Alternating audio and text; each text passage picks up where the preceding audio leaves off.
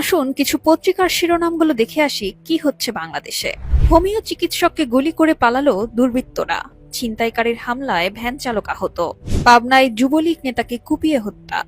রাজধানীতে কলেজের সাবেক উপাধ্যক্ষকে কুপিয়ে হত্যা।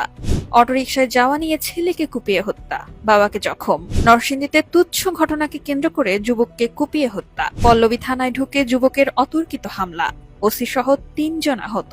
স্কচ টেপ দিয়ে মোড়ানো হাত পা ও মুখ বাঁধা লাশ পড়েছিল রাস্তার পাশে। ডাকাতির চেষ্টাকালে স্বেচ্ছাসেবক দলের ২ নেতা আটক। চট্টগ্রামে কিশোরকে চোর সাজিয়ে গণপিটুনি দিল ছিনতাইকারীরা। গোপালগঞ্জে দিনে দুপুরে ডাকাতি, যুবককে হত্যার পর বাড়ির মালামাল লুট। রোজার দিন এসব কাজ ভালো না বলায় ক্ষিপ্ত হয়ে যুবককে পিটিয়ে হত্যা। জরুরি দরকারে ডেকে যুবককে বলাৎকার। পটুয়াখালীর বড় বিঘাইয়ে অজ্ঞাত দুর্বৃত্তদের হামলায় গৃহবধূ নিহত।